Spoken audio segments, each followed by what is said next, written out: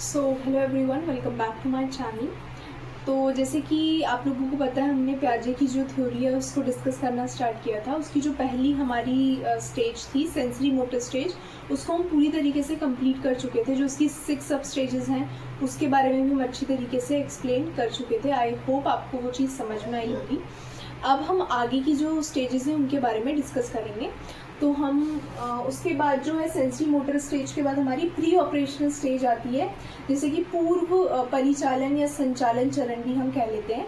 इसमें जो age group के बच्चे आते हैं वो 2 to 7 ईयर्स के आते हैं। देखिए, इस स्टेज को एक्सप्लेन करने से पहले हमने ये चीज़ देख ली थी कि सेंसरी मोटर स्टेज की जो 6 सब स्टेज है, 6th वाली जो सबसे लास्ट है, जिसे हम मेंटल रिप्रेजेंटेशन या सिम्बॉलिक लर्निंग की स्टेज भी कहते हैं, उसमें हमने चीज़ सीख ली थी कि बच्चा जो है अब उसके पास पूरी ऑब्जेक्ट परमानेंस आ चुकी है, मेंटल रिप्रेजेंटेशन उसकी बननी स्टार्ट हो गई है। ऑब्जेक्ट परमानेंस का मतलब यही होता है कि बच्चे के सामने से चीज़ हट गई है तो उसको पता है कि वो चीज़ एग्जिस्ट कर रही है, दैट्स मीन एग्जिस्ट कर रही है, उसके माइंड में वो चीज़ बिल्ड हो चुकी है, उसकी पिक्चर बिल्ड हो चुकी है।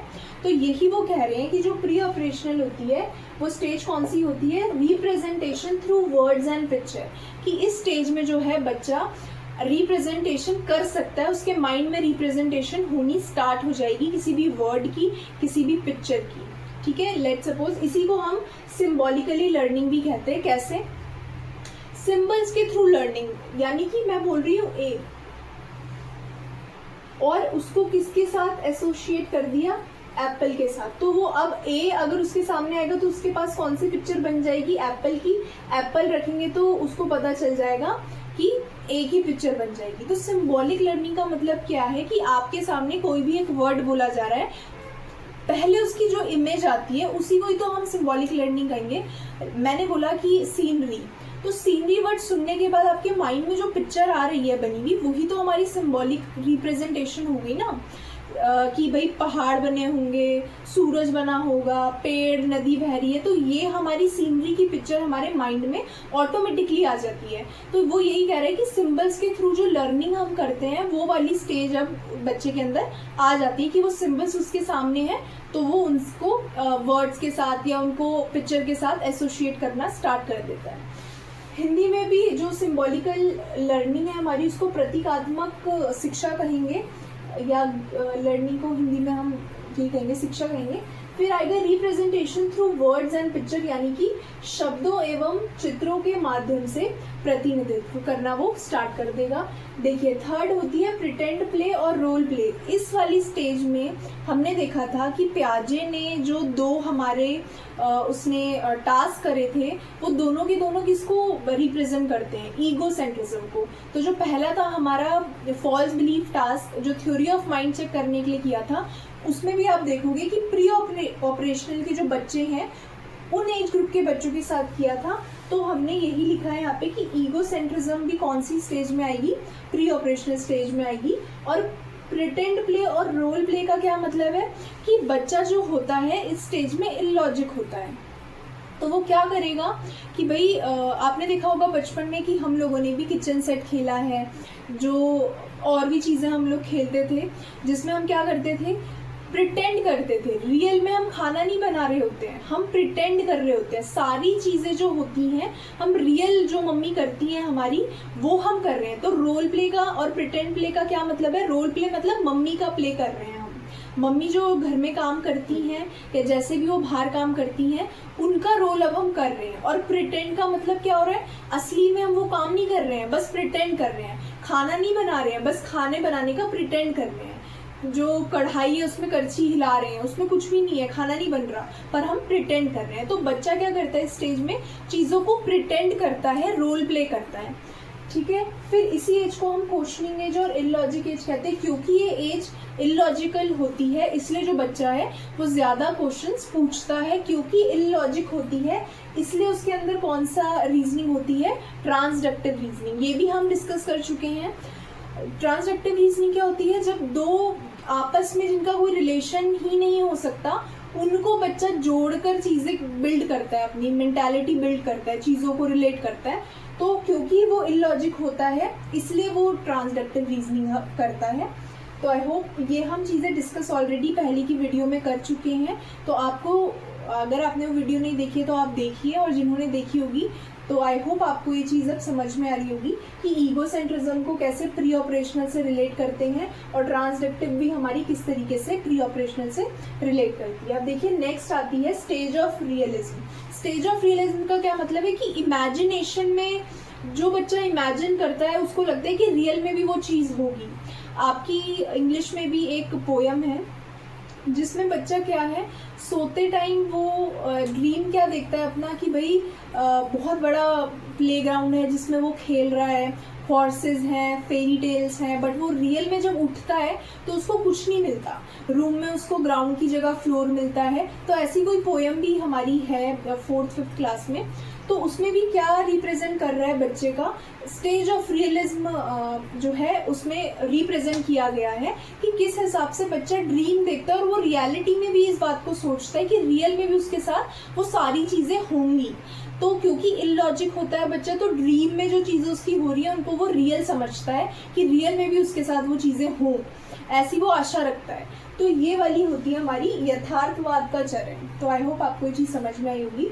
सेकेंड जो इम्पोर्टेंट पॉइंट है प्री ऑपरेशनल का, इसको 2 स्टेजेस में, जैसे कि सेंसरी मोटर स्टेज को 6 सब स्टेजेस में डिवाइड किया गया है, वैसे जो प्री ऑपरेशनल स्टेज है हमारी उसको 2 सब स्टेजेस में डिवाइड किया गया है। जो पहली होती है वो होती है प्री कंसेप्चुअल स्टेज, और जो सेकेंड होती है वो होती है intuitive stage. Pre conceptual stage का क्या मतलब है, पूर्व संकल्पनात्मक, और इंट्यूटिव का क्या है, सहज ज्ञान युक्त अवस्था। इसमें देखिए क्या होता है, जो प्री कंसेप्शनल जो हमारा स्टेज होती है उसमें 2 to 4 ईयर्स के बच्चे आते हैं, और जो हमारी इंट्यूटिव होती है स्टेज उसमें 4 to 7 ईयर के जो है वो बच्चे आते हैं। अब देखिए जितनी भी करेक्टरिस्टिक्स हमने यहाँ पर पढ़ी हैं, अभी जो पढ़ के हम आए हैं, वो सारी की सारी प्री कंसेप्चुअल में आएंगी कि बच्चा जो 2 to 4 ईयर्स का होगा वो कैसा शो करेगा अपना बिहेवियर। तो देखिए ये हम कर रहे थे कि डिसेंट्रेशन, इरिवर्सिबिलिटी, कंजर्वेशन या सीडिएशन हम ले लेते हैं, ये सारे करेक्टरिस्टिक्स वो शो नहीं कर पाता। डिसेंट्रेशन का मतलब क्या है कि हम आंसर करते टाइम या बच्चा आंसर करते टाइम एक से ज़्यादा एस्पेक्ट्स को अपने माइंड में रख के आंसर कर रहा है। पर इस स्टेज में क्योंकि भाई अभी बच्चा जो है इलॉजिकल है, और इंट्यूटिव का मतलब होता है कि जो मन में आया वो कर दिया, ठीक है, जो उसको समझ में आ रहा है वो करता चला जा रहा है। तो इंट्यूटिव का मतलब क्या है कि डिसेंट्रेशन उसके अंदर अभी नहीं आई है। डिसेंट्रेशन का क्या मतलब होता है कि यहाँ पे कंटेनर है, यहाँ पे कंटेनर है, दोनों ही कंटेनर्स में 1 लीटर पानी है, ठीक है। तो बच्चा क्या, उसको यहाँ पे ये चीज़ बड़ी दिख रही है तो वो उसको सेलेक्ट कर लेगा। तो अभी जो बच्चा है उसके अंदर सेंट्रेशन है। इस वाली एज में जो बच्चा होगा उसके अंदर क्या है, सेंट्रेशन है। सेंट्रेशन का मतलब क्या होता है, केंद्रीकरण, मतलब वो सिर्फ एक ही एस्पेक्ट को देख रहा है। सेंट्रेशन का मतलब क्या होता है कि सिर्फ सामने देख रहा है वो, और किसी एस्पेक्ट्स को, अगल बगल के एस्पेक्ट्स को वो ध्यान में ही नहीं रख रहा। तो डिसेंट्रेशन नहीं होती तो क्या होगी, सेंट्रेशन बच्चे के जो है इस स्टेज में सेंट्रेशन होगी बच्चे के अंदर। फिर सेकंड देखिए इरिवर्सिबिलिटी। इरिवर्सिबिलिटी का मतलब क्या है कि चीज़ों को रिवर्स नहीं कर पाता बच्चा। इरिवर्सिबिलिटी का क्या मतलब है, यानी कि वो उलट पुलट नहीं कर पा रहा है। इरिवर्सिबिलिटी का भी बता देती हूँ मैं। इरिवर्सिबिलिटी का मतलब है कि आपने बच्चे को घर से स्कूल छोड़ दिया और उसको हर एक चीज़ आप बताते चले जा रहे हो कि बेटा देखो यहाँ से आपने सीधा जाना है, फिर यहाँ से राइट मुड़ना, और आपका स्कूल आ गया। तो आप घर आते हुए भी ऐसे ही करना, आप यहाँ से राइट मुड़े तो आपको आते टाइम लेफ्ट मुड़ना पड़ेगा और आ जाना आप। तो क्या, घर से उसको स्कूल छोड़ दिया, अपने घर के पास ही था स्कूल। तो बच्चा इस स्टेज में क्या करेगा, रिवर्स नहीं कर पाएगा, स्कूल से वापस घर नहीं जा पाएगा। वो उसके अंदर वो रिवर्सिबिलिटी की अभी जो कॉन्सेप्ट है वो नहीं आया है। तो यही होता है इरिवर्सिबिलिटी, मतलब बच्चा जो है रिवर्स करना चीज़ों को नहीं जानेगा कि किस तरीके से वो बताते, आप उसको हर एक चीज़ चलोगे कि बस सीधा जाके लेफ्ट ही तो मुड़ना है, पर वो वापस से उस जगह से नहीं आ पाएगा। इसी को कहते हैं कि बच्चे के अंदर इरिवर्सिबिलिटी है, रिवर्स नहीं कर पा रहा है वो चीज़ों को।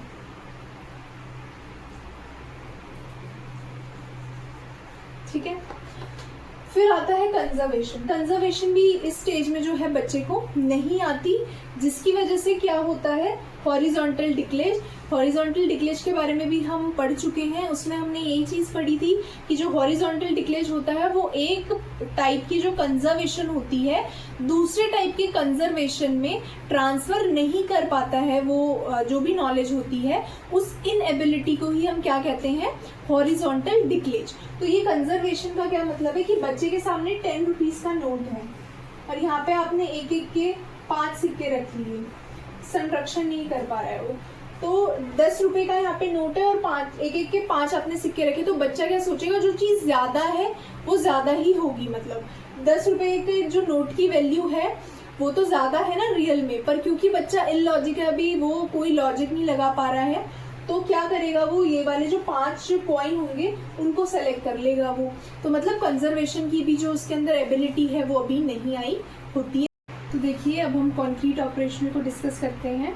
कॉन्क्रीट ऑपरेशनल यानी कि मूर्त परिचालन, इसमें कौन से एज ग्रुप के बच्चे आएंगे, तो इसमें 7 to 11 ईयर्स के बच्चे आएंगे।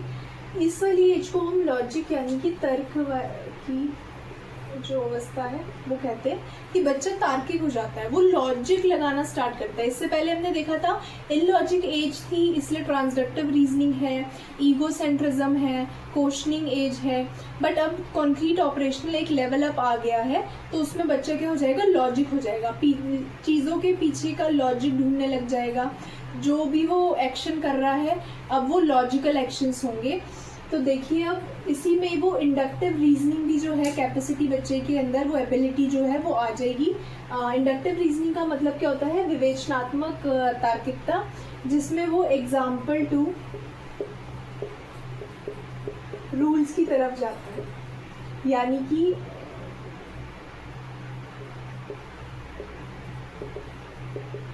स्पेसिफिक टू जनरल, कि इंडक्टिव रीजनिंग की जो उसके अंदर एबिलिटी है वो आने लग जाएगी कि एग्जाम्पल, अगर एग्जाम्पल्स के थ्रू आप उस बच्चे को बताओगे तो चीज़ों को वो समझ के रूल्स की तरफ पहुंचेगा, उसे अच्छा लगेगा। ये इसका एग्जाम्पल है, ये तो एक कॉन्क्लूड करके वो रूल निकालेगा, जैसे कि उसको बोल दिया कि बर्ड है, कोई लिविंग ऑर्गेनिज्म, किसी इंसान को खड़ा कर दिया, किसी फिश को खड़ा कर दिया, और फिर प्लांट के बारे में बता दिया, तो लास्ट में ये सारे एग्जाम्पल है, लास्ट में वो रूल की तरफ क्या जाएगा कि सारे के सारे जो हैं, जो अपने आप ब्रीथ ले सकते हैं या अपना खाना खुद बना सकते हैं, वो लोग क्या होंगे, लिविंग ऑर्गेनिज्म कहलाएंगे। तो एग्जाम्पल टू रूल की तरफ बच्चा जाएगा, स्टेज में इंडक्टिव रीजनिंग जो है वो बिल्ड होनी बच्चे के अंदर स्टार्ट हो जाएगी। फिर है कंजर्वेशन, रिवर्सिबिलिटी और डिसेंट्रेशन, यानी कि उल्ट पुल्ट करने की जो उसके अंदर क्षमता है वो आ जाएगी। कंजर्वेशन मतलब संरक्षण और डिसेंट्रेशन मतलब विकेंद्रीकरण। इससे पहली वाली जो स्टेज थी उसमें बच्चे के अंदर ये सारी कैपेसिटीज़ या एबिलिटीज़ नहीं होती हैं, पर कॉन्क्रीट ऑपरेशन में आते आते बच्चे के अंदर ये तीनों चीज़ें अच्छी तरीके से डेवलप हो जाती हैं, इवन सीरिएशन भी आ जाएगी। अभी हम देखेंगे प्रॉब्लम सॉल्विंग स्टार्ट, जो प्रॉब्लम सॉल्विंग की जो एबिलिटी है वो भी बच्चे के अंदर आएगी। क्यों, सारी चीज़ें किन चीज़ों से रिलेटेड है, इससे पहले वाली जो हमने करी थी वो सारे के सारे कॉन्सेप्ट किस चीज़ से रिलेटेड थे, क्योंकि बच्चा इलॉजिक है इसलिए वो ये सारे जो एक्शंस है वो शो कर रहे हैं। यहाँ पे भी हम देखेंगे इंडक्टिव रीजनिंग है, चाहे कंजर्वेशन, रिवर्सिबिलिटी, डिसेंट्रेशन, सीरिएशन में कंट्रोल आ जाएगा। उसके पीछे का रीज़न क्या है कि बच्चा जो है वो लॉजिक हो जाता है, लॉजिकल उसकी थिंकिंग डेवलप हो जाती है। तो उसमें उसी पे ये वाला जो पॉइंट है वो बेस है कि जो प्रॉब्लम सॉल्विंग एबिलिटी है वो भी बच्चे के अंदर आ जाती है, क्योंकि अब वो चीज़ों के बीच में डिफरेंशिएट करना स्टार्ट कर देता है, विभेदीकरण करना वो स्टार्ट कर देता है। तो भाई समस्याओं को सुलझाने की जो उसके अंदर क्षमता है वो डेवलप हो जाती है। क्यों, क्योंकि वो तार्किक हो गया है, लॉजिकल हो गया है। फिर देखिए क्लासिफिकेशन उसके अंदर आ जाएगी, जब वो अपना कंजर्वेशन, रिवर्सिबिलिटी और डिसेंट्रेशन करना सीख जाएगा तो आपको नहीं लगता कि अब वो चीज़ों के बीच में क्लासीफाई कर पा रहा है। कंजर्वेशन का क्या मतलब था कि 10 रुपए का नोट है और एक एक के 5 सिक्के हैं, तो वो एक एक के 5 सिक्कों को पहले पकड़ रहा था, पर अब कंजर्वेशन उसके अंदर आ गई है, संरक्षण आ गया। इसका क्या मतलब है, उसे पता है कि चाहे ये ज़्यादा लग रहे हैं पर इनकी जो वैल्यू है वो तो 5 ही है और इस नोट की वैल्यू कितनी है 10 है, तो अब वो क्लासीफाई तो कर ही रहा है ना। अगर उसके अंदर कंजर्वेशन आ रही है एबिलिटी करने की, तो अब वो क्लासीफाई तो चीज़ों को करेगा ही, डिफ्रेंशिएट तो कर ही रहा है, वो विभेदीकरण तो कर ही रहा है। इसका मतलब तो यही हुआ। रिवर्सिबिलिटी का मतलब क्या है कि पहले वो घर से स्कूल उसको बताया गया कि जाना है, अब वो स्कूल से घर भी वापस आ रहा है, तो आपको नहीं लगता कि अब वो चीज़ों को समझने लग गया है बच्चा, तभी उसके अंदर कंजर्वेशन, रिवर्सिबिलिटी और डिसेंट्रेशन की जो है चीज़ें आ रही हैं। तो भाई वही बोला है कि क्लासिफिकेशन आ जाएगा। और सीरिएशन का मतलब क्या है कि 1 यहाँ पे है, 2 यहाँ पर है, 3 यहाँ पर है, 4 यहाँ पर है, तो यही तो कंजर्वेशन में है कि उसको पता है कि बड़ा कौन सा है वैल्यू, छोटी कौन सी वैल्यू है, तो उसको सीरिएशन भी आ जाएगी। तो ये दोनों जो क्लासिफिकेशन और सीरिएशन के जो कॉन्सेप्ट हैं वो इसी से रिलेटेड है कि जब बच्चा कंजर्वेशन सीख जाएगा तो भाई उसको सीरिएशन भी आ ही जाएगी। जब वो डिसेंट्रेशन और ये सारी चीज़ें सीख रहे हैं तो वो क्लासीफाई तो चीज़ों को ऑलरेडी कर ही रहा होगा। तो आई होप आपको ये सारी चीज़ें समझ में आ गई होंगी, इसके मेन पॉइंट्स हैं। फिर अब आ जाइए, ये तो हमारा कॉन्क्रीट ऑपरेशनल, ये वाली इनकी मेन कैरेक्टरिस्टिक्स है जिससे मैं एनालाइज जितना कर पा रही हूँ या कर पाई वो मैं आपके सामने ले आई हूँ। बाकी अगर डिस्कशन, जब हम प्रीवियस ईयर की डिस्कशन करेंगे या क्वेश्चंस की डिस्कशन करेंगे, अगर कुछ 1-2 पॉइंट ऐसे निकल भी जाते हैं तो हम एट अ टाइम उसमें अपने जो भी नोट्स हम प्रिपेयर कर रहे हैं उसमें वो लिखते चलेंगे, ठीक है। तो थोड़ी सी जगह आप छोड़ दीजिएगा ताकि कुछ एक्स्ट्रा हम लिखे तो आप ऐड। तो देखिए अब हम फॉर्मल ऑपरेशनल जो है स्टेज के बारे में डिस्कस करते हैं। देखते हैं कि इसमें क्या क्या कैरेक्टरिस्टिक्स बच्चा जो है वो शो करेगा या डेवलप हो जाएंगी उसके अंदर। फॉर्मल ऑपरेशन यानी कि औपचारिक परिचालन, इसकी जो टाइम ड्यूरेशन होती है वो 11 to 15 ईयर्स होती है। तो 11 to 15 ईयर्स का क्या मतलब है कि बच्चे की टीनेज स्टार्ट हो गई है, वो एडोलेसेंस वाला जो उसका टाइम ड्यूरेशन है वो स्टार्ट हो गया है। तो आप देखेंगे कि जो एडोलेसेंस वाली टाइम ड्यूरेशन होती है उसमें कौन कौन सी कैरेक्टरिस्टिक्स जो होती हैं वो एज एन इंडिविजुअल हमने भी नोटिस करी होंगी, और हम आसपास जो हमारे भाई बहन हैं जो एडोलेसेंस एज में हैं उनमें भी हम इन चीज़ों को नोटिस करते हैं। वो क्या है, पहली स्ट्रॉन्ग आइडलिज्म। स्ट्रॉन्ग आइडलिज्म का क्या होता है कि जो भी हमारा आइडल है, इस एज में भाई हमारे आइडल बहुत होते हैं एडोलेसेंस एज में। वो आइडल कुछ कोई भी हो सकता है, ऐसा नहीं है कि अब्दुल कलाम ही होंगे या मोदी ही होंगे, ऐसे नहीं, कोई भी हीरो हीरोइन भी हो सकते हैं। तो जो भी हमारा आइडल है उसको हम आंख बंद करके फॉलो करते हैं। अगर उसने कोई ड्रेस पहनी है, लेट सपोज लड़की का अगर हम कोई एग्जांपल लें कि उसकी कोई आइडल एक हीरोइन है, दीपिका पादुकोण उसकी आइडल हीरोइन है, तो दीपिका पादुकोण ने जौन सी कुर्ती पहनी थी तो वो कोशिश करेगी कि भाई उसको भी वो कुर्ती मिल जाए। इसका क्या मतलब है कि स्ट्रॉन्ग आइडलिज्म मतलब कि जो भी हमारा आइडल है जैसा वो चीज़ कर रहा है, या उसने कोई हेयर कट करवाया है तो लड़की भी उस हेयर कट की तरफ भागेगी कि भाई मैं भी ऐसे ही हेयर कट करवाऊंगी।